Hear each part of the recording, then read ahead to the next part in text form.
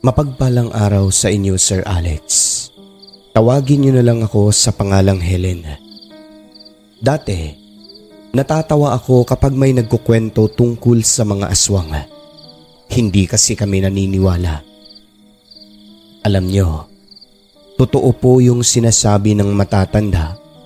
Huwag niyo silang pag-usapan lalo na kung gabi at nasa lugar kayo kung saan sila naninirahan.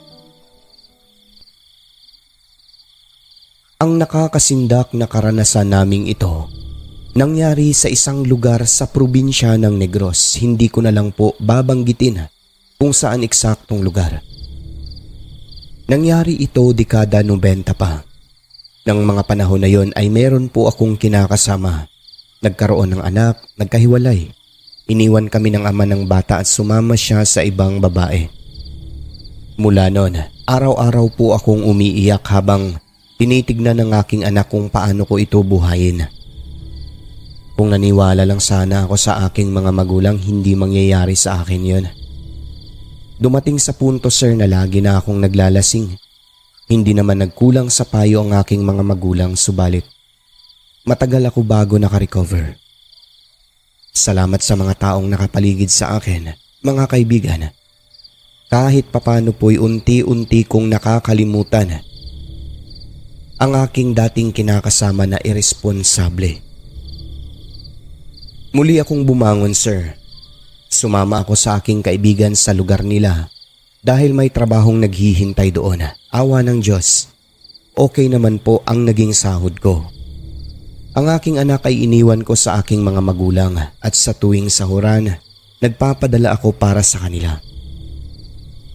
Dito na nga po nangyari ang nakakasindak na karanasan namin sa isang lugar. Isang araw noon, inimbitahan kami ng isa naming kasamahan sa trabaho na tawagin na lang po natin sa pangalan na Eric. Dumayo kami sa lugar na kung saan ay may kasiyahan. Si Eric na nag-imbita sa amin ay inimbitahan lang din po ng kanyang kaibigan, kaya ayon. Nagpaalam naman daw siya, okay naman, so sumama kami. Kailan ng handaan? Ngayong Sabado na. Tamang-tama, Linggo kinabukasan. Doon na lang tayo magpapalipas ng gabi. May matutulugan daw doon, sabi ni Gerson na kaibigan ko. Ay, uuwi lang ako. Kasi uuwi ako sa amin kinabukasan. Ito talaga si Helen, no? Minsan lang naman. Tignan ko. Sige. Araw ng Sabado, Sir Alex. Gumawi na kaming tatlo ni Beth at si Eric. Malayo po ang pinuntahan namin na lugar. Isang baryo yon na tahimik, malalayo ang kabahayan. Malayo siya sa kabiasnan. At nung makarating na nga kami roon, tiyempo naman na may dumaan na tricycle noon kaya agad itong pinara ni Eric. Saan kayo, mga ma'am? Sinabi namin ang baryo na pupuntahan namin, sir. Si Eric ang kumausap sa driver. Pagkasabi niya na ganun ang lugar, tinignan kami ng driver pa isa-isa. Sinong pupuntahan niyo roon? Kaibigan po namin, Manong. Sige, sakay. Malayo-layo pa ang biyahe, sir. Dumaan pa kami sa malawak na katubuhan at mga kakahuyan. At habang binabaybay namin ang tahimik na daan, nagtanong ang driver kay Eric. Sa unahan siya nakaupo, kami ni Beth ay sa likuran. Anong gagawin niyo pala roon? Inimbitahan lang po kami, Manong, ng katrabaho. Meron kasing okasyon doon. Nagbiro naman si Beth at sabi niya, basta handaan, Manong, present talaga kami. Tapos may dala kaming mga cellophane, Manong, para pag-uwi may dalang pagkain. Ganun dapat para busog hanggang pag-uwi sa bahay. Sagot ng driver sa amin. Ilang sandali pa ay diretsahan niya kaming pinayuhan. Pero alam nyo, Dudong, kayo mga inday, mag-iingat kayo sa baryo na yan. Alam ko hindi kayo taga rito. Ha? Parang tinatakot mo kami, Manong ah. May masasamang loob ba roon? May mga tambay ba ng titrip? Ano ba yan? Balik na lang tayo, Eric. Sabat pa ni Beth. Hindi naman sa tinatakot ko kayo. At saka walang siraulo roon. Okay ang mga tao. Ang hindi okay, yung mga kwento-kwento dyan, gaya ng manglalason, aswang at kung ano-ano pa. Ano pong ibig niyong sabihin? Painumin ng lason? Yung mga ginagamit sa tanim, ganun? Hindi yun. Mga dayo kayo kasi sa baryo na yan. Usap-usapan na may nanglalason dyan, manggagaway at may aswang. Hindi lang isang aswang, marami yan sila. Nagkatinginan kami ni Beth sa sinabi ni Manong driver. Saan niyo po narinig yan, Manong? May ebidensya po ba kayo? Sa mga kasama ko. Kasi alam niyo dati, may nalason doon. Hindi naman sa tinatakot ko kayo. Huwag kayong matakot, basta mag-ingat lang kayo. Lalo na sa mga pagkain. Siguraduhin yung kilala nyo ang nag-abot sa inyo nun. Kung hindi, huwag nyo nang kainin. At kung maaari, huwag kayong lumapit sa mga taong hindi nyo kilala. Pag tapikin kayo, tapikin nyo rin. Siguro, Manong, yung sinabi mong may nilason, baka may nakaalitan lang siya kaya siya nilason. Yun ang hindi ko alam, pero ang mga manglalason na yan, gaya ng sabi ko kanina, hindi yung painumin ka ng lason. Gumagamit sila ng mahika, katulad sila ng mangkukulam. May mga itim na kapangyarihan. Mga mangkukulam nga yan kung tutuusin. Kaya mag-iingat lang kayo. Ang sabi-sabi nila, parang mga aswang din daw yan sila nangangati kapag hindi makapambiktima. Nakakatakot naman pala rito, Rico. Bumalik na lang kaya tayo. Sabi ko pa sa kanya. Ay sus, binibiro ka lang ni Manong Di ba, Manong? Hindi, totoo yun. Okay naman dun. Siguraduhin nyo lang na hindi kayo makihalubilos sa mga taong hindi nyo kilala. Magdoble ingat kayo at huwag kayong tatanggap kapag may ibibigay sa inyo na inumin o kaya pagkain ng mga taong hindi nyo kilala. Yung sinabi nyo kanina na apelyedong pupuntahan ninyo, mga okay naman yan sila dyan. Hindi yan sila galing sa mga, alam nyo na, yung mga manglalason at aswang dyan. Meron kaming nadaanan noon na isang bahay. Ayon sa driver, bulong-bulungan daw na may kakaiba sa pamilya na yon. Si Rico naman biglang lumingon. Tapos kinindatan niya kami. Senyas na wag maniwala. E di sinasakyan na lang namin ang driver hanggang sa nakababa na nga po kami.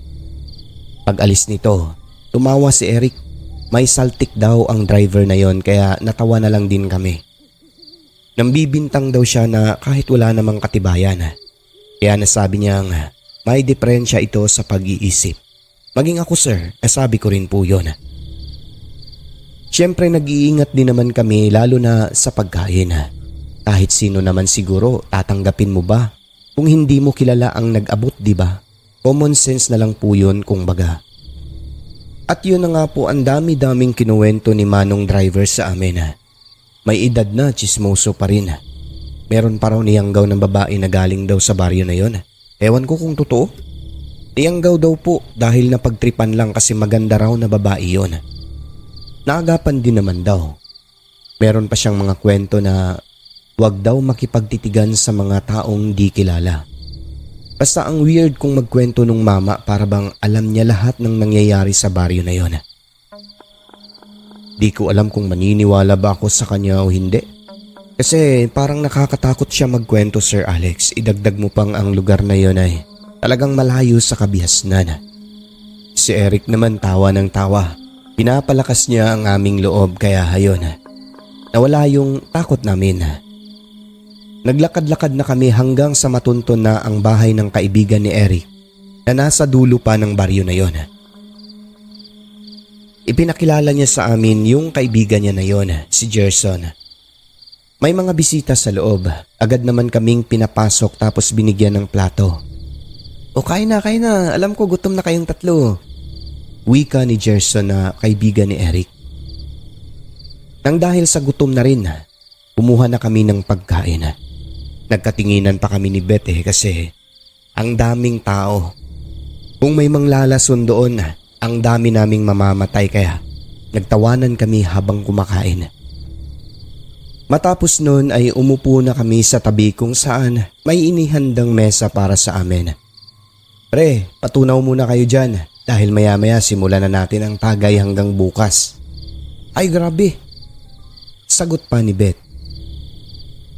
So ayun na nga po, masaya naman doon.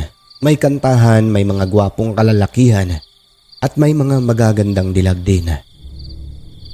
Noong kumonti na lang ang bisita ay umalis na si Jeric at si Gerson para bumili ng alak. May mga kasama kami roon na mga kaibigan din nila. Pagbalik ng mga ito ay agad na pong sinimulan ang tagay. Kanta, kwento, tawanan, basta masaya po. Bala ko talagang umuwi nun sir kaso napasubo dahil masaya silang kasama. E di bandang mga alas 8 na ng gabi nun. Medyo lasing na. Ang usapan po namin sir ay napunta sa kababalaghan kasi nga nasabi ni Beth sa kasamahan namin doon ang tungkol sa sinabi nung driver na naghatid sa amin.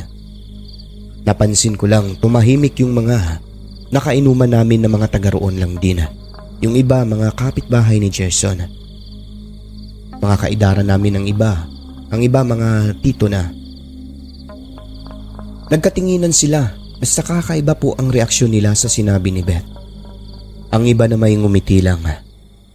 Sagot ng isang tito, alam nyo kasi kahit sino malalason, syempre lalasunin ka. Ikaw ba naman painumin ng ganun, edi patay ka. Sumagot naman si Gerson at sabi niya, sus, ang dami-dami natin dito, matatakot kayo sa mga aswang-aswang na yan. At saka pananakot lang yan ng mga matatanda. Sa pananalita pa lang nila sir, ay para bang sinasabi nilang totoo talaga ang mga aswang. E di tumahimik na lang kami pero ilang sandali nagkwento ang matandang kamag-anak nila. Ang sabi nito, totoo daw talaga ang mga aswang. Katunayan, may mga aswang daw doon pero taga-kabilang purok pa. Medyo may kalayuan. Ang tinutukoy niya po sir ay yung aming nadaanan. E di natakot na kami. Nag-umpisa umano ang lahat noong may isang dayo sa lugar na sa huli ay nalamang isa pala itong aswang. Nanghawa raw yun ng mga naging kaibigan niya sa lugar. Binanggit ang apelyido niya, Pabulong, dahil baka marinig daw kami. Isang babae ang una umanong niyanggaw nito. Nagtaka na lang daw ang mga anak. Kinain daw yung buong manok. May balahibo pa, ibig sabihin buhay puyo na manok. Tapos ang dugo ay ininom. Hindi na rin daw makausap ng maayos kasi bagong yanggaw. Pero kalaunay naging okay naman. Yun ang sabi ng mga kaanak. Ngunit naging aswang daw talaga yun sa lugar, Sir Alex. Hanggang sa dumami ng dumami sila. At dumating sa puntong may nambabagat na, lalo na sa mga masusukal na bahagi. Ang mga kalsada roon ay madidilim kaya pinayuhan kami na wag nang umuwi sapagkat wala na ring maghahatid sa mga ganoong oras. Alam niyo sir, iba talaga kapag matanda na ang magkwento sa inyo. Maniniwala ka talaga at sa tono ng pananalita alam mong totoo. Makalipas ang ilang oras nag-uwian na ang iba. Ayon kami-kami na lang. Ako, si Beth, si Gerson at yung kapatid niyang babae. At dahil nga medyo natamaan na, nagsabi na rin si Gerson ng totoo. Ayon sa kanya, may aswang daw talaga at manglalason sa lugar pero safe naman kami dahil nasa puder nila kami. Wala umanong aswang na magtatangka sa kanila. Ipinakita ni Gerson ang galos na tinamo niya mula sa pagkalmot ng aswang. Hindi ako makapaniwala sir pero nakita ko talaga. Naghilom na nasugat dahil ilang taon naman na nangyari. Bata-bata pa raw siya noon. Pagkukwento niya, hinarang daw siya ng kapatid niya ng aswang noong naglalakad sila pauwi sa bahay nila. Nang alas 10 ng gabi. Talagang sobrang tahimik namin ni Beth kasi may mga ebidensya sila, sir. Nakinig na lang kami. Hindi naman masyadong naapektuhan gawa ng marami naman po kami sa bahay nila. Ayun, patuloy pa rin sa kwentuhang aswang. Si Gerson noon at tingala-tingala. Patingin-tingin sa paligid hanggang sa nag-decide siya na lumipat na ng pwesto sa bungad ng bahay nila kasi baka bigla raw kaming dagitin doon. Maya-maya pa'y lumabas ang nanay ni Gerson at ang sabi nito, tigilan na ang mga kwento-kwentong aswang dahil maghahating gabi na. Mahina na pagkasabi yun, sir, na pabulong ba? Iniba na namin ang usapan. Pero hindi namin inasahan, Sir Alex, na mangyayari ito. Ilang sandali pa, bigla na lang po nawalan ng kuryente. Dinig namin na parang may pumutok sa may poste sa unahan. Sobrang dilim, buwan na lang ang ilaw. E di nagpulasan lahat, Sir Alex, papasok sa loob ng bahay nila Gerson. Nauna pa sa amin si Eric. Inis talaga kami noon. Ang bastos, iniwan ba naman kaming dalawang babae? Pero alam niyo ba kung bakit nagpulasan kami? Dahil noong namatay po ang ilaw, Sir Alex, merong napakatinis na sigaw ng aswang. Boses talaga ng aswang. Pakiwari namin, nagmula sa may poste na pumutok. Dinig namin lahat yun, pati na mga magulang ni Gerson. Sabi pa nga ng itay niya, baka na kuryente raw. E di, nabalik na naman ang paksa ng kwentuhan sa aswang. Ilang sandali pa, bigla na lang may bumagsak sa bubong ng bahay nila. Sobrang lakas ng pagkabagsak na animoy. May taong nahulog sa ibabaw.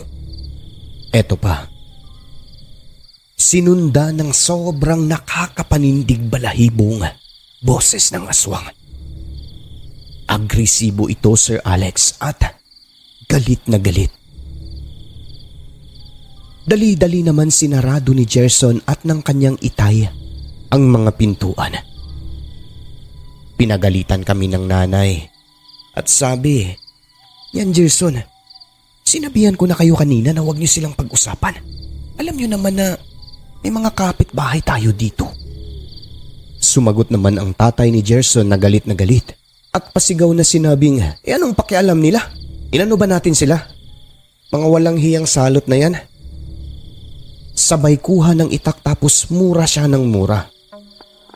Sino kang hayop kang nasa bubong namin? Ginugulo mo kami rito ah. Pag nahuli kita mamaya, puputulan kita ng pakpak. Ang sagot ng aswang, palundag-lundag ng ilang beses sa bubong habang ipinaparinig sa amin ang nakakapanindig balahibong boses nito. Sa sobrang sindak, nagsiksikan kami sa loob ng kwarto nila Gerson, kaming mga babae. Ang mga kalalakihan naman, sir, ay hindi nagpatinag. Nako, kanya-kanya po silang kumuha ng itak pagkatapos ay nagsilabasan ng bahay. Ang nauna, ang tatay mismo ni Gerson. Ilang sandali lang, narinig na lang po namin na may parang naghabulan at may umatungal na nilalang. Naghalo ang boses nito. Parang sigaw ng babae at hiyaw ng nakakatakot na tinig ng aswang. Naghabulan sila, sir, sa labas palayo.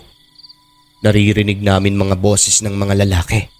Sumisigaw ang isa. Huwag daw kami lumabas, nandito ang aswang. Nag-iyakan na talaga kami nun, Sir Alex, sa nangyari. Hindi namin inasahan na ang kasiyahang aming pinuntahan ay biglang naging takot at kalbaryo. Sa tansya ko nun, mga 30 minuto ang nakalipas bago bumalik ang mga lalaki. Ang tatay ni Gerson, tinitignan niya ang kanyang itak na may bahid ng dugo. Naitak niya pala ang aswang nang bumaba ito mula sa bubong nila, sir. Pero Nakalmot siya sa likod ng kanyang ulo kaya nagdurugo ito. Bago siya nagpabenda, dumiretso siya sa abuhan nila at nilagyan ng abo ang itak. Hindi lang po ako sigurado pero narinig ko po sir na parang sumpa raw yun upang hindi gagaling ang sugat ng aswang. Nakadalasan kung marunong lang ang gumawa, nagiging sanhi iyon ng kanilang kamatayan. Nang dahil sa pangyayari ay hindi po kami nakatulog ng maayos kahit na nakainom. Nawala talaga ang kalasingan. Hindi namin inasahan na makakaranas kami ng ganun katinding takot sa aswang. Sising-sisi kami ng aking mga kaibigan kung bakit nagpunta pa sa lugar na iyon. Kung minsan, yung pinaghihinalaan natin na may saltik sa utak, totoo pala ang kinukwento. Kung naniwala lang kami sa driver na yon, edi sana hindi kami makakaranas ng ganon. Pasalamat na lang dahil hindi naman po kami napaano. Yun nga lang, ang trauma ay matagal din bago ito naglaho. Dapat pala, hindi pinag-uusapan doon ang tungkol sa mga aswang. Dahil sa totoo pala, ang kwento ni Manong driver na may mga pamilyang aswang sa lugar na yon. Magandang araw o gabi sa inyo, Sir Alex. Tawagin niyo na lang po ako sa pangalan na Sena. Sa aking kamusmusan ay marami po akong nakakatakot na karanasan na gusto kong ibahagi sa inyo na may kinalaman po sa aswang. Ang ibabahagi ko po ay nangyari sa lalawigan ng Davao Oriental, dekada 90. Ito ang pinakahindi ko malilimutang karanasan sa buhay ko. Alam niyo, Sir Alex, hindi maganda ang pagiging mapanghusga sa kapwa base sa kilos nito. Malay natin, iba pala ang kanyang ibig ipaabot gaya na lamang ng nangyari sa akin. Naninirahan pa kami noon ng aking mga magulang sa isang purok sa Malandag, Sarangani. Hanggang ngayon, tahimik pa rin po ang lugar namin na ito pero hindi katulad ng dati na kukonti pa lang ng mga tao ang nakatira. Walang kuryente at ang lalayo pa ng mga kapitbahay. Ako po ang panganay sa 5 magkakapatid. Noong panahon, ang hanap buhay po ng aking itay ay pag-uuling at pagtutroso. Kung hindi nyo na itatanong, bundok po kasi itong tinitirhan naming lugar. Ang tatay ko noong panahon ay laging nasa gubat para mag-uling. Kami lang ni nanay at mga kapatid kong maliliit pa noon ang laging naiiwan kapag nasa gubat ang aming tatay. Yung bunso namin mga 1-year-old pa lang that time. Kanya-kanyang toka sa bahay, sir. Nasabi ko na lang, sa mura kong edad ay pwede na akong maging nanay. Yung mga kapatid ko namang lalaki, sila yung sa mabibigat na trabaho. Meron din po kasi kaming taniman noon na mga kamoting kahoy at mga saging. Mga bata pa lang kami marunong na magbanat ng buto.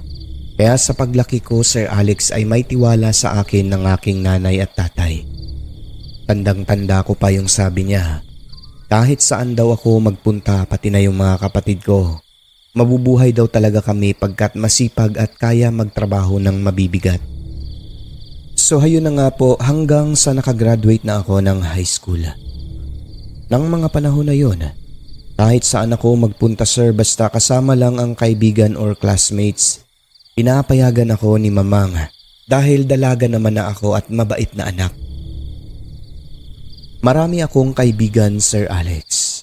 May mga nanliligaw din po sa akin noong panahon na pareho ko ng tribo, ngunit hindi ko po sila sinagot gawa ng may pangarap pa po ako sa aking sarili at pamilya. Pero sa pagiging palakaibigan ko, Sir Alex, ay hindi ko sukat akalain na ito mismo ang magbibigay ng peligro sa aking buhay. Isang araw, niyaya ako ng aking kaibigang babae na si Rose na sumama sa pag-uwi niya sa kanilang lugar. Aniyay, malapit na ang araw ng kanilang kapistahan. Sige na Sinbo, hindi pa ako sure. Hindi ko alam kung papayagan ba ako ng aking mga magulang. Ang layo kasi ng lugar ninyo. Pagsisinungaling ko pa sa kanya pero alam kong papayagan naman ako. Baka hindi na ako makauwi ha pagsasama ako sa iyo. Pagbibiro ko pa sa aking kaibigan. Sus, ito naman. Sobra ka naman. Kasi di ba hindi na nga tayo magkikita eh. Total, nakapunta naman na ako sa inyo. Ngayon ikaw naman sumama sa akin. Ano ka ba? Sige na ba? Para makilala mo rin ang aking mga magulang. Sige na. Magpapaalam na ako sa aking mamang at papang. Sagot ko sa aking kaibigang si Rose. Sobrang saya niya dahil wala umanong kasiguraduhan kung kailan ulit kami magkikita. Nalungkot din kasi ako sa mga sinabi niya sir kaya naisipan kong sumama na lang din at bilang bakasyon na lang sa kanila. Gaya nga ng inaasahan ay walang tutol ang aking mga magulang. Saan man ako magpunta basta kasama ko ang mga kaibigan. Okay lang ba mamang? Sama ako kay Rose. Papalapit na kasi ang fiesta sa kanila at gusto niya na ma-meet ko rin yung mga magulang niya. O syempre naman, saang lugar yan? Sinabi ko kay mamang ang lugar sir. Uy, Davao Oriental yung pupuntahan ninyo, malayo yan. Oo nga po may, sa dulo pa raw yung sa kanila. Ilan kayo magpunta? Hindi pa nga sigurado may kung sasama yung iba pa naming classmates. Pero tingin ko naman po ay sasama rin yung iba. Sige na, sumama ka. Dahil hindi na kayo magkita-kita pagka magkahiwalay kayo. Basta mag-iingat lang lagi, anak. Oo naman po, Noy. Ay, parang ngayon lang si nanay. May pera ka ba? Binigyan ako ni Papang. Mabuti. Isang linggo ang paalam ko sa aking nanay. Okay lang sa kanya, gawa ng minsan lang talaga ako magpunta-punta sa mga malalayong lugar. Ang bilin lang niya, iwasan daw na gumala ng gabi kung ang lugar nila ay gaya sa lugar namin na malalayo ang kabahayan. Dito po kasi sa amin sir may mga aswang. Katunayan ang bunso namin. Saksi ako na ilang ulit kaming ginambala ng aswang. Lalo na nung araw mismo ng panganak ni mamang. Ang bubong namin ay kinakaskas o kinakalmot talaga ng aswang. Kung hindi sa kumadrona, hindi pa aalis ang nilalang. Nagbanggit lang siya ng pangalan Sir Alex. Maniwala kayo o hindi, umalis ang aswang. May mga tanyag po rito sa amin.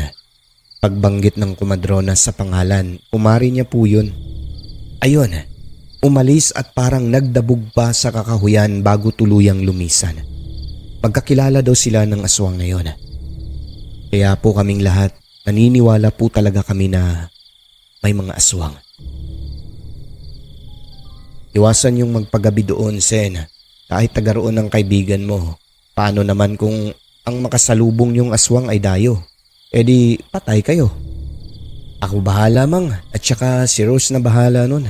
Ang lalaki ng braso namin, kaya naming balibagin yung aswang na yan. Pagbibiro ko pa sa kanya sabay tawa. Biglang seryoso naman ang aking mamang. Huwag daw gawing biro yung mga ganyan. Dahil ang mga aswang, malalakas daw po talaga sila. Hindi naman lahat masama. Ang iba ay mabuting aswang. Sumama ang classmate namin na si Guyong, yung lalaki na may pagkababae. Bago kami umalis, sa bahay kami natulog tatlo. Kaya nagkausap pa sila ni mamang at papang ko nun. Ilang oras lang ang tulog namin.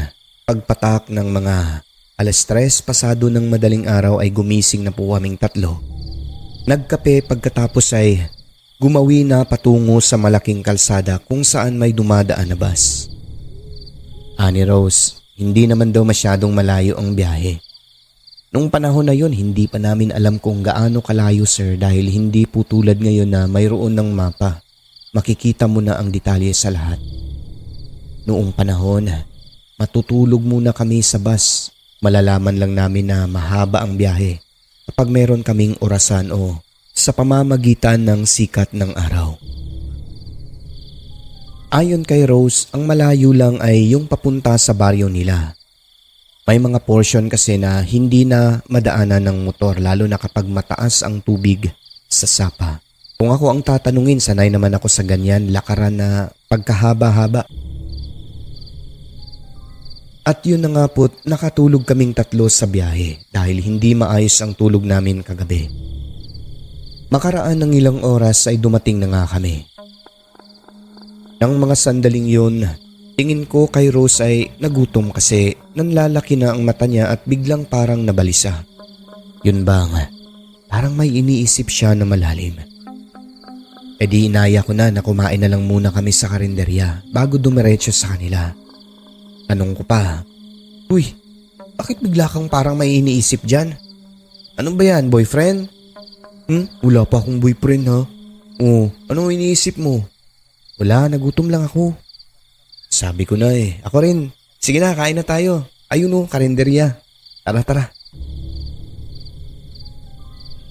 Maya-maya sir, habang kami nakaupo na, may isang lalaking dumating na may dalang baunan. May laman na pagkain. Bumili siya ng ulam sa karinderya at kumain na rin ito sa kabilang mesa. Nagulat na lang ako noon may tumawag sa aking pangalan. Pagtingin ko, ang dating kasamahan ng aking tatay sa pag-uuling sa mga kabundukan. Kahit hindi pa siya nagpakilala ay nakikilala ko ang mukha niya. Ang sabi niya, driver na siya ng bus. Sabi ko na, "Ikaw si Sin. O, kamusta ka na? Saan ba kayo pupunta? Ba't nandito ka?" "Ikaw Manong, ba't nandito ka?" "Driver na nga ako ng bus." Oo nga pala. Papunta po kami sa bahay nitong classmate ko." "Anong year ka na nga ngayon?" "Graduate na po." Kaya pala dalaga ka na. Ang bilis ng panahon." "Oo nga po Manong Saang lugar ba kayo pupunta?" Huling tanong niya. Sinabi ko po ang address, Sir Alex. Napatitig siya sa akin at tumango. Ewan ko ba?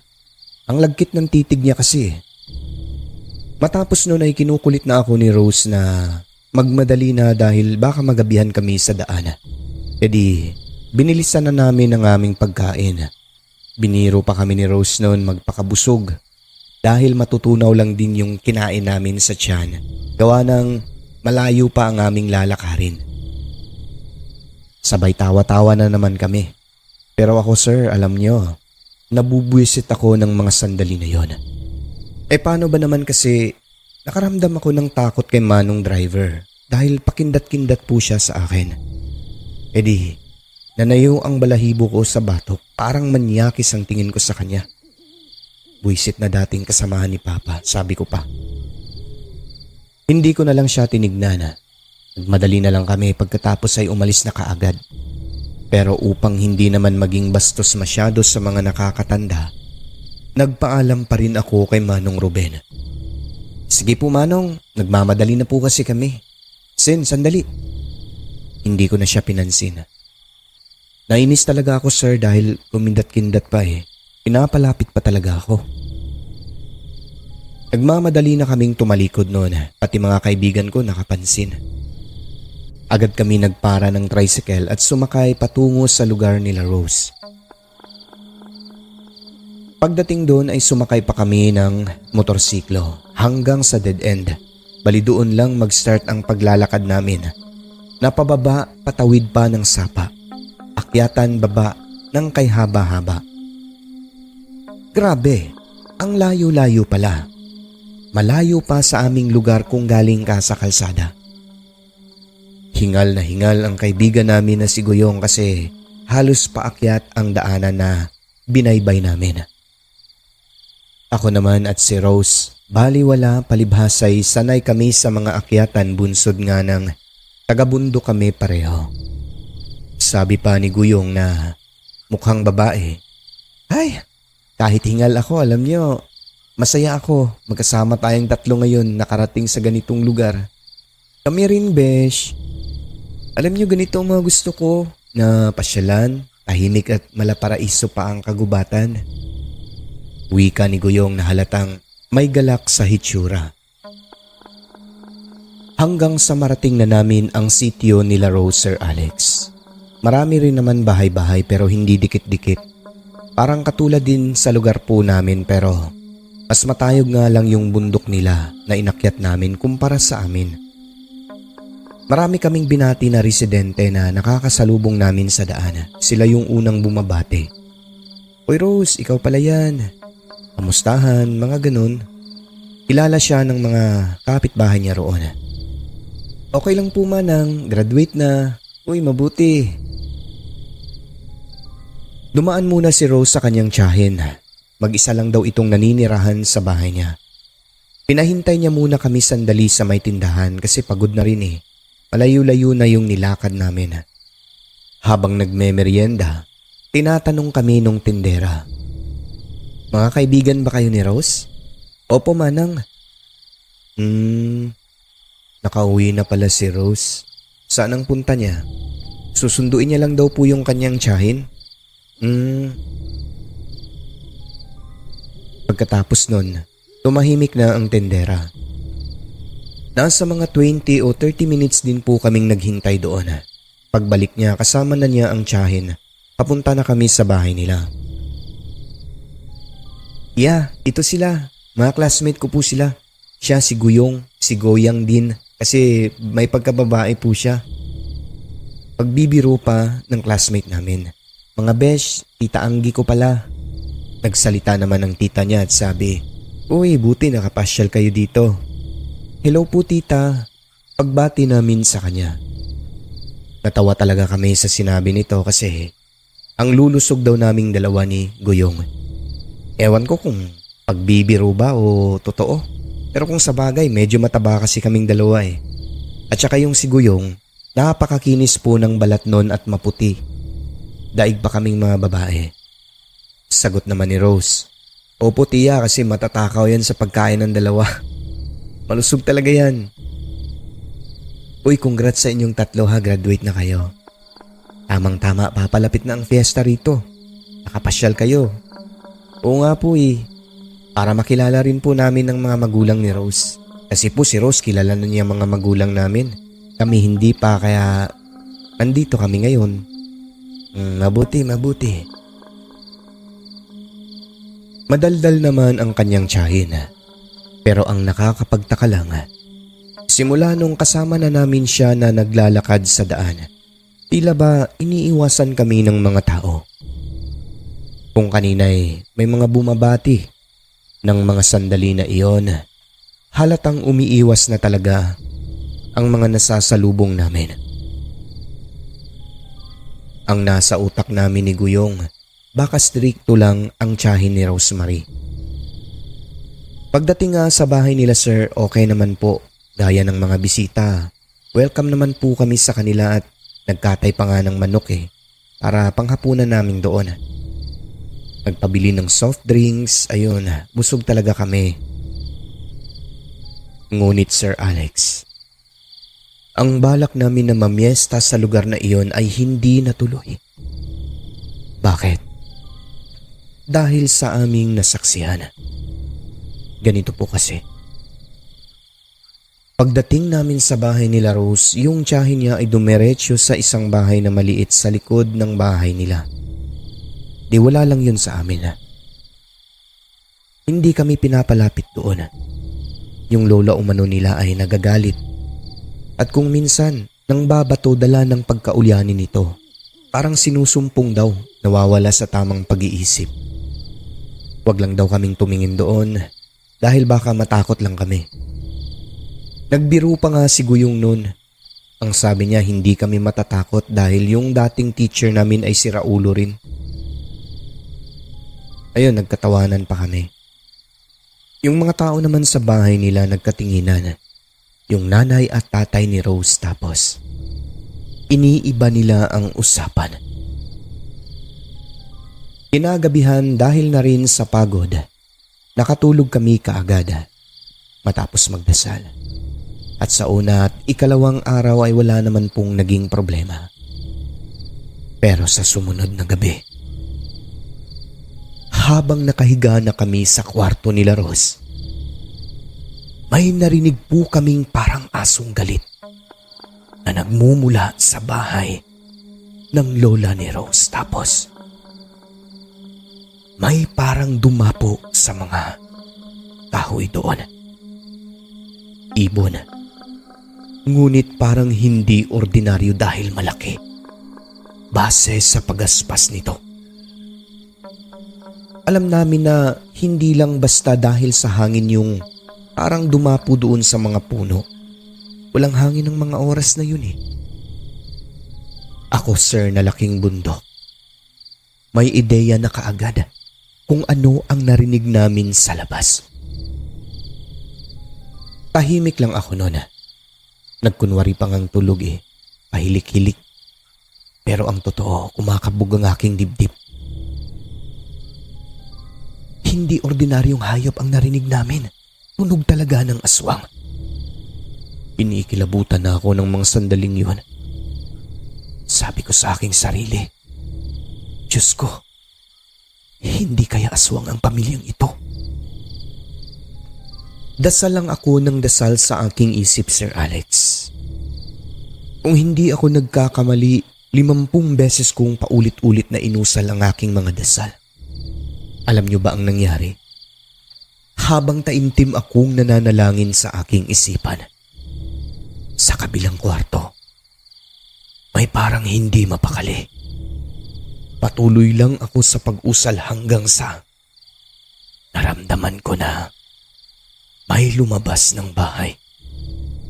2 tao na sa tingin ko nanay at tatay ni Rosemary.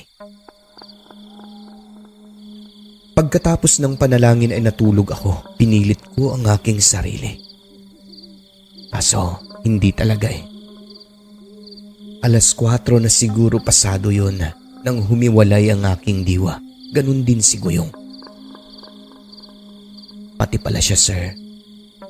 Dasal ng dasal sa isip niya dahil nararamdaman niya rin na may kakaiba sa pamilyang napuntahan namin. Kahit puyat, gumising kami ng maaga. Patay mali lang, Sir Alex. Hindi nagpapahalata ngunit batid namin na ang nanay ni Rose na may edad na rin ang sama ng titig sa amin. Nakakapagtaka talaga na bigla na lang nagbago ang kanyang ugali. Sinabihan ko si Guyong sa balak kong gawin. Sumang-ayon agad siya. Gusto niya nga na ura-ura daw uuwi na kami eh. Pero eto ang nakakagulat pa. Parang alam nila na uuwi kami. Hindi ko alam paano nila nalaman mahina lang naman ang pagkasabi namin. Yung tipong bulong lang talaga at nasa labas pa kami ng kanilang bakuran. Natatakot na ako noon sa posibleng mangyari sa amin sa bahay nila Rose. Pero sa isip-isip ko, mamamatay muna ako bago nila makuha ang aking katawan kung may pagbabalak man sila na masama sa amin ni Guyong. Mga aswang ang tao sa loob ng bahay na yon. Kaya pala yung sabaw ay walang kaalat-alat pati ang mga inihaw. Naubos daw nung maghanap si Guyong para sana gawing sausawan. Ito yung nasaksihan ko, sir, na hindi ko muna sinabi kay Guyong. Dahil baka mas lalo kaming pagdududahan. Noong umaga, tipong nag-agaw ang liwanag at ang dilim. Aksidenteng nakita ko ang lola ni Rose na sumilip sa pintuan niya na bahagya niyang binuksan at dali-dali rin namang sinarado. Parang unggoy ang mukha, sir. Bilugan ang pulang mga mata nito at ang mga buhok niya ay nagsitaasan. Kaya pala ayaw nila kaming pinapalapit doon ay upang hindi mabuking ang ang sekreto ng lola niya. Wala na akong balak na maabutan pa ng hapon sa kanila ng araw na yon, kaya nagbabalak na akong kausapin si Rose, kaso wala pa akong tamang rason upang hindi mahalata. Ngunit maya-maya lang, bago magtanghalian, habang kunyari, nagpapahangin muna kami ni Guyong sa ilalim ng puno ng sampalok, biglang may tumawag sa aking pangalan. Gulat na gulat ako, sir. Boses ng aking itay. Napaiyak talaga ako. Sen, anak, dali umuwi na tayo dahil may pupuntahan tayo. Bungad niya. Parang nabunutan ako ng tinik, sir, at napayakap ako, pati na si Guyong sa aking itay. Kasama nila ang tendera na nagturo kung saan ang bahay nila Rose. Marami na pala silang pinagtanungan. Kasama rin po nila ang isang lalaki na hindi ko malilimutan kailanman.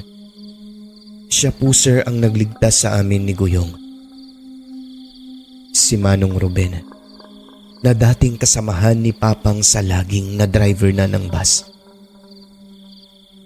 Sobrang nahiya po ako noon nang malaman ko sa aking itay na hindi raw siya pinansin noong sinesenyasan niya ako sa karinderya para sana pigilan kami sa pupuntahan naming lugar na yun nga, lugar nila Rose. Ang dahilan, baka mahawaan daw kami ng pagkaaswang, lalo na ako. Buhat ng maraming aswang sa lugar na yon at marami na rin umanong nahawaan na lahat ay mga dayong babae. Hindi pala kabastusan ang pagsenyas niya sa akin, kundi isa palang babala na may piligrong papalapit, ngunit hindi ko pinansin.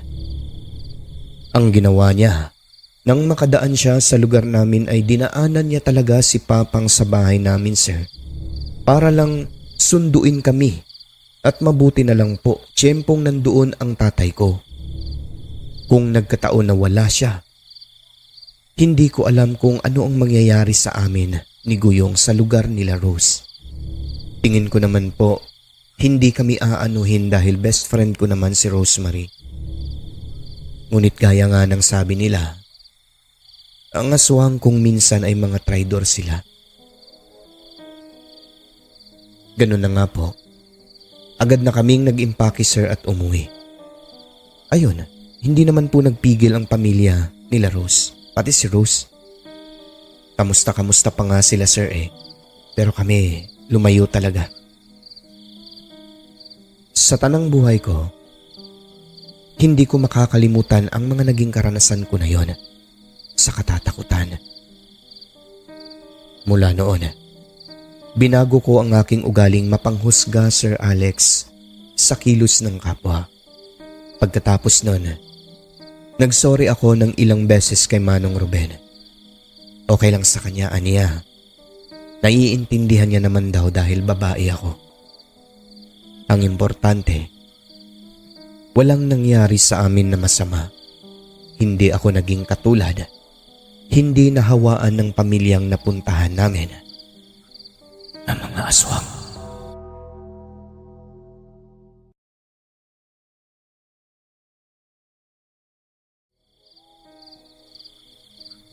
Ako nga pala si Miles. Meron po akong isishare na kwento sa inyo. Maliit pa lang ako, Sir Alex, ay nakakakita na ako ng mga nilalang na hindi nakikita ng ordinaryong mata ng tao. Sa madaling sabi ay, may third eye po ako. Nalaman ko lang ito, bata pa ako, nung inilapit nila ako sa isang albularyo. Makailang beses na po itong isinara, kaso kusa po siyang bumubukas. Nakakakita pa rin ako ng hindi nakikita ng ordinaryong mata. Nakakita na ako ng aswang, ng engkanto gaya ng duwende, at kung ano-ano pang nilalang na hindi maipaliwanag. Akala ko nga, ang mga bagay na yon ay sa libro lang at palabas makikita. Totoo pala sila. Pagala-gala lang at nakikisalamuha sa atin sa mundo. Ang pagiging bukas ng aking ikatlong mata ang naging dahilan kung bakit inilayo ako sa lugar ng lola ko sa probinsya ng Leyte. Tama po, lola ko sa father's side. Ang dahilan po noon ay may kapitbahay kaming aswang doon, Sir Alex, na nakita ko. Nasaksihan mismo ng aking dalawang mata. Nakita ko ito minsan noong naglalakad kami ng ate ko pauwi sa amin. Madadaanan kasi ang bahay nila. Sinabi ko kay ate na meron akong nakitang asong itim na naging tao at pagtingin ko ay nanay ng kaibigan ko. Bigla niyang tinakpan ang bibig ko, Sir Alex. Tapos hinila niya ako pauwi sa amin. Ang tagal nun. Kitang-kita ko mula sa maitim na aso, makapal na balahibo at malaki. Naging tao siya sa isang kurap lang. Bata pa lang ako nun. Siguro mga 5 years old. Pagdating sa bahay namin ay tinanong ko ang aking ate bakit tinakpan niya ang bibig ko ng kay tagal. Yun, sinabi niya kay nanay na ayon nga, nagbanggit daw ako ng pangalan doon mismo sa tapat ng bahay ng kaibigan ko. E di kinuwento ko na sa kanila ang aking nakita. Si ate, ang nakita niya ay yung nanay na ng kaibigan ko, hindi yung mula sa aso na naging tao siya. Tuwing nadaan kami roon, lagi po akong pinapayuhan na kung ano man ang makita ko sa paligid ay tumahimik na lang. Hindi ko pa alam, sir, na kumbaga ang bata-bata pa ng aking utak na mismong nakita ko na hindi ko pa alam. Sinasabi kasi nila na naginip na naman ako ng gising. Yung anak po ng aswang, sir, ay kaibigan ko. Noong minsang maglaro kami sa kalsada, sinabi ko sa kanya, "Ed, may nakita ako aso sa inyo. Bakit naging nanay mo siya?" Ang sagot niya sa akin dahil bata rin, wala rin sigurong alam. "Ha? Hindi ko alam pinagsasabi mo." Tawa siya ng tawa. Makikita mo sa kanya ang isang larawan ng batang inosente. Palibhasa mga bata lang kami. Kung ano ang nasa utak, lalabas talaga yun sa bibig. Noong bumili ang nanay niya sa tindahan, dumaan sa tapat namin, edi sinabi niya rin. Pagkarinig ng nanay niya, tumitig ito sa aking mga mata ng walang kurap-kurap. Nakangiti naman siya. Naalala ko pang tanong niya, "Miles, saan ka nagmana? Marami ka bang nakikita? May kakayahan ka yata? Siguro bukas ang third eye mo. Pero hindi ako yung nakita mo. Guni-guni mo lang yon." Napatango na lang ako sa kanya, Sir, noon. Kasi natakot ako sa mga titig nito na para bang may nakikita akong kakaiba sa mata niya. Matapos nun ay umuwi na ako sa amin. Sinabi ko sa aking nanay. Sagot niya, "Huwag kasi ikaw malapit dyan sa bahay nila, anak. Dito lang kayo, sa may bandang gitna. Huwag doon." Tapos, pinapaiwas nila ako na magpunta sa kapitbahay namin na yon. Hindi naman talaga ako pumapasok sa bakuran nila pero may mga sandali, sir, na makalimutan talaga buhat ng kalaro ko nga ang anak niya Tapos hindi naman nila sinabi na aswang pala. Akala ko yung nakita ko, guni-guni lang. Pero totoo pala yon.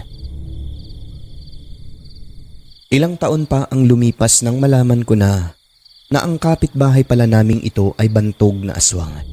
Siguro mga 8 years old na ako noon. Hindi pa raw ako ipinapanganak, Sir Alex. Ay may aswang na doon kina Cedric. Sinalin lang daw ito ng lola nila. Hindi man makita ng iba pero nakikita ko ang mga sikreto nila. Yun bang aksidente lang? Ang pinaka nakakatakot at ikinatakot ng aking mga magulang ay nung minsang meron akong kahindik-hindik na nasaksihan. Isang gabi ay nakita ko ang nanay ni Cedric na may kinakain na kung ano sa bubong ng kapitbahay. Bilog. Parang bata, sir, na yun bang may ulo? Nanay niya talaga. Kitang-kita ko ito kahit na madilim dahil lumingon siya sa akin. Nahagip ng ilaw yung mata niya. Yung mukha. Nakaupo ako noon sa ilalim ng punong kahoy di kalayuan habang hinihintay ko ang aking inay. Nagulat na lang ang aking nanay noon. Niyakap ko siya ng mahigpit, tinatabunan ko ang aking mata. Ayoko nang tumingin doon sa bubong. Sa mga reaksyon kong ganun ay alam na ng aking inay na meron na naman akong nakikitang nakakatakot. Kaya hinawakan niya lang ako at umuwi sa aming bahay. Alam niyo ba sa sumunod na araw, Sir Alex? Namatay yung baby sa bahay na yon na ilang araw pa lang mula nung ipinanganak. Magmula nun ay ang pangit na ng titig sa akin ng kapitbahay namin. Kaya nagtanong na ang aking mga magulang. Sinabi ko sa kanila ang aking nakita. Nabanggit ko rin sa kaibigan ko, si Cedric, anak ng aswang. Alam mo, sir, narinig ko lang na nagkasagutan daw si tatay at yung tatay ni Cedric. Parang tungkol daw po sa akin, hindi nila sinabi. Wala pang 5 araw mula noon. Lumipat kami ni nanay at tatay sa ibang lugar. Nalaman ko ang dahilan kalaunan. Yun pala, dahil sa aking nasaksihan. Pumalat pala ang chismis na nakita ko ang kapitbahay namin na aswang sa bubong ng kapitbahay. Bago namatay yung bata na parang pinalitan ang katawan ng puno ng saging. Iniwas na lang nila ako dahil ayaw nilang magkagulo. Baka balikan daw ako ng kapitbahay. Isa pa, ang mga paryente daw ng kapitbahay namin na yon ay puro mga aswang. Lumipat kami sa Mindanao, partikular Davao del Norte. Lugar po ito ng aking inay, Sir Alex. Tulad sa lugar namin, tahimik din po itong lugar na ito pero may mga kapitbahay naman kami na hindi gaanong distansya. Puro kasagingan makikita mo sa kalsada. Maingay na eroplano tuwing umaga at may mga makahoy din na lugar kung saan may nagpapakita rin kung minsan na kapre. Marami rin po akong naging karanasan sa lugar na ito. Mga nakakatakot. Pero sanay na akong makakita ng multo, sir. Yung mga white lady na yan, iniiwasan ko na lang. Malayo pa natatanaw ko na, balik na kagad. Subalit, meron po akong isang karanasan dito na hindi ko makakalimutan. Nakakatakot pa sa mga aswang na nasaksihan ko sa aking buhay mula pagkabata. Ginoong narrator, meron kaming kapitbahay doon na itago na lang natin sa pangalang Kuya Ronel at kinakasama niya na tawagin na lang din po natin sa pangalang Ate Lalay. Si Ate Lalay ay may asawa pero hiwalay. Si Ronel, single talaga yon. Gwapo, macho, matangkad, bata hitsura. Kaya kahit may edad na, idagdag mo pang may pera rin kasi may magandang trabaho kaya meron talagang babae na magagandang magkakagusto sa kanya. Si Lalay ang pinili niya. Mahal na mahal niya ito. Bahala na kayo kung sabihin yung marites ako sa kwentong ibabahagi ko pero ito po'y nakakatakot. Karanasang hindi ko malilimutan sa tanang buhay ko. Isang araw, narinig ko silang nagtatalo, hindi lang ako pati ang aking nanay.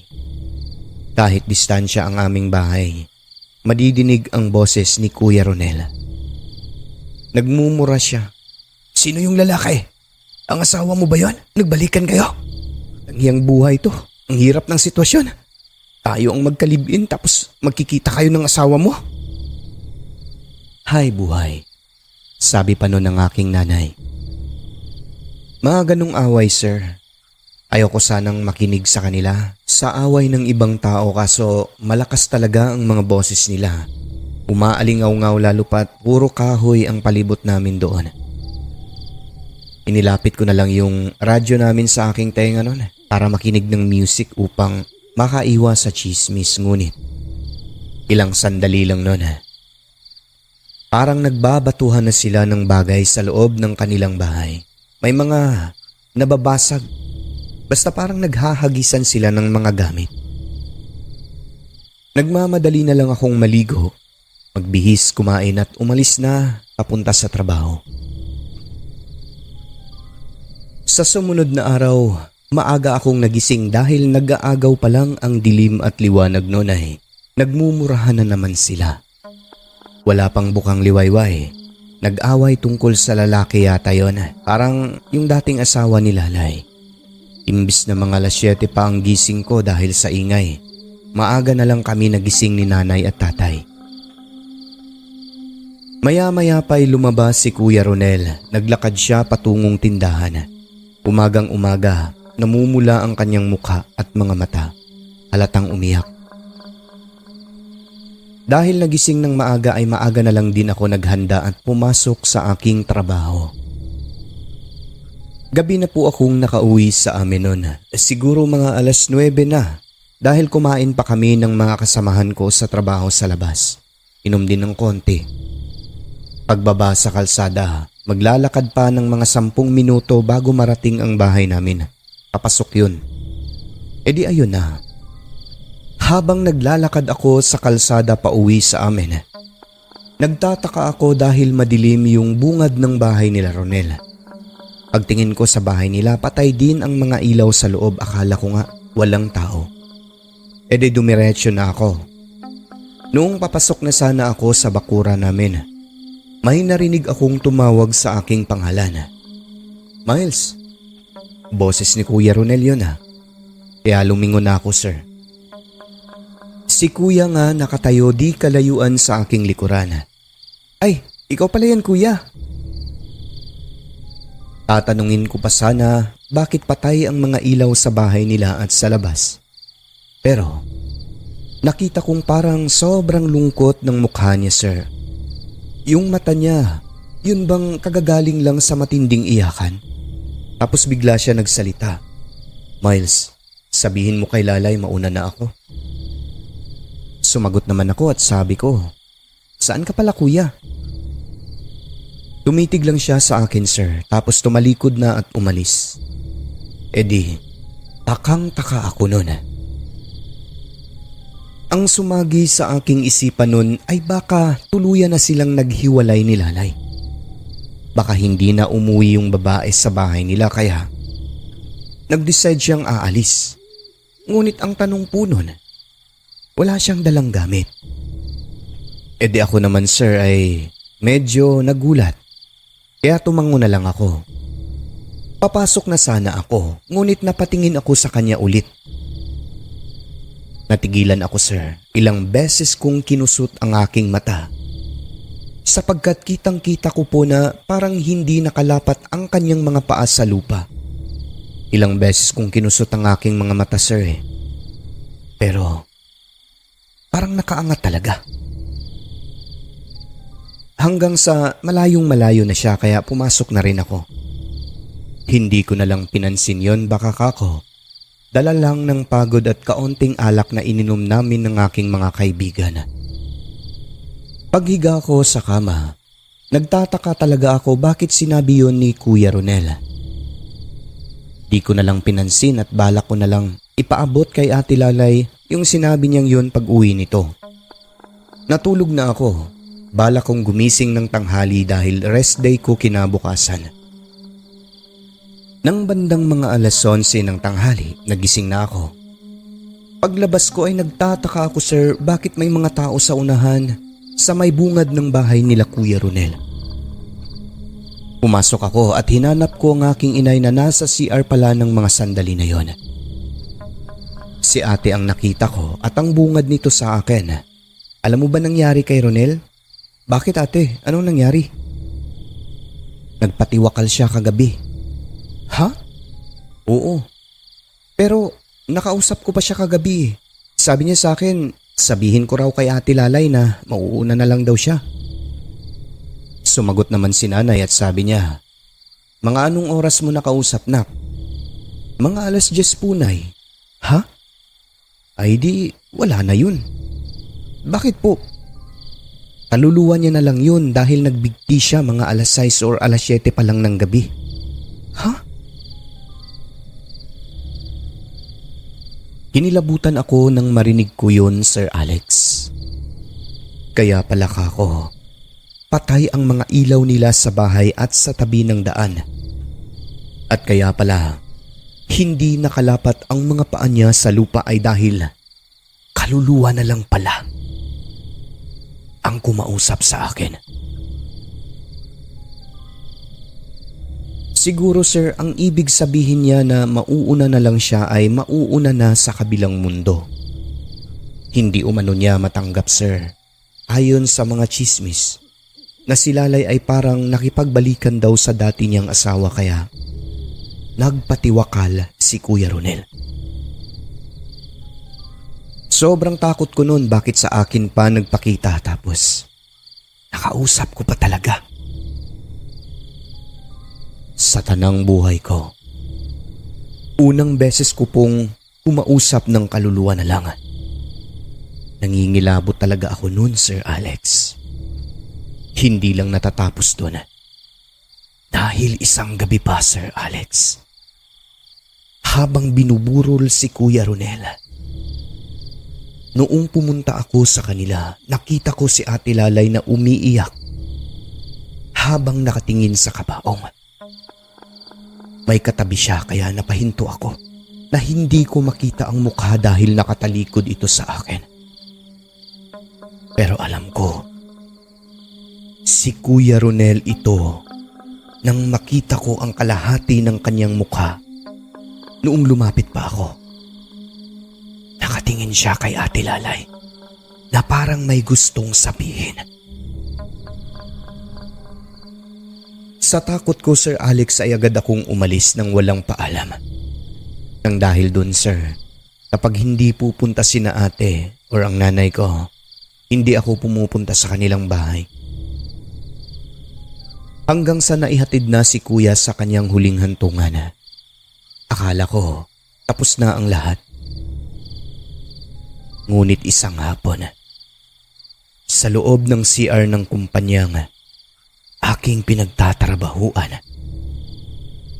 habang umiihi ay parang may katabi ako sa aking likuran, sir, na malamig. Nangingilabot na naman ako. Naninindig balahibo ko sa batok sa hindi malamang dahilan. Dali-dali akong lumabas at naghugas ng kamay sa gripo nang nakayuko. Ayoko kasing tignan ang salamin sa takot na baka may makita ako. Ngunit, para pong hinihila ang isipan at mata ko na tignan ang salamin. Nang gawin ko yun, sir, hindi sarili ko ang aking nasilay kundi para bang nasa loob ng kabinet. Para siyang palabas na may tinuturo sa akin, Sir Alex. Hindi ko ma-explain ng maayos yun. Basta may damit po na nakasabit at sa bulsa nun na kunin daw. Ilang sandali pagkurap ko, nag-flash. Nakita ko na ang aking refleksyon sa salamin. Sobrang nakakapanindig balahibo. Katabi ko noon, si Kuya Ronel sa aking likuran, na makikita ang sugat sa liig niya, sanhi ng pagkabigti nito, at ang hitsura niya po ay sobrang putla. Pagkatapos noon, saglit lang, dumilim ang aking paningin Nawalan ako ng malay. Natumba. Nasagi ko ang balde o yung timba. Nahulog na mailamang tubig kaya. Nagkaroon ng malakas na ingay sa loob ng CR. Nabasag ang timba. Nang dahil po doon, naalarma ang aking mga kasamahan lalo pat hindi raw ako sumasagot nang tumatawag sila. Dali-dali na silang nagsitayuan. Pinuntahan nila ako at nadatna na walang malay na parang natulog lang tapos maputla. Dinala nila ako sa klinik. Doon pa lang ako nagising. Ang nakakapagtaka pa, sir, hindi man lang po ako nasaktan. Walang galos, walang pasa, walang kahit na konting sugat mula sa aking pagkakabagsak. Ang naramdaman ko lang noon, matinding pagod. Nagtataka nga sila kasi semento yun eh. Siguro, baka may sumalo sa akin. Hindi lang ako sigurado.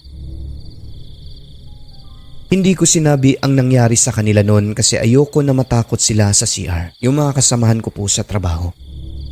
Baka dahil sa aking kwento, magkagulo ang trabaho namin kaya sinikreto ko na lang muna yon. At kapag kasi sabihin kong kapitbahay lang namin ang multo na yon, baka hindi sila maniwala, so sinabi ko na lang na pagod lang ako noon dahil wala akong tulog kagabi. Pinauwi ako ni boss, pinahatid pa nga eh. Pinagpahinga muna ng 3 hanggang 1 linggo. Depende na lang daw sa akin kung okay na ako sa 3 araw. Pwede nang pumasok.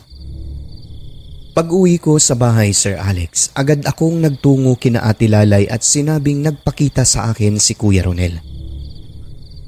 Siguro mga 1 minuto pa siyang tumitig sa aking mata, sir eh. Hindi makapaniwala. Nagtanong ako tungkol sa kabinet na may nakasabit na mga damit sa loob nito at ang isa ay kulay puti na makapal. Dinala niya ako sa kanilang kwarto. Ipinakita niya yung kabinet. Sabi ko, buksan mo daw te. Kasi para makita ko yung hitsura niya, sir, na nakita ko sa salamin. E di binuksan niya. Pagbukas niya, Sir Alex, ay meron nga pong damit. At pagkapan niya sa bulsa. Kasi sinabi ko na may kunin daw doon.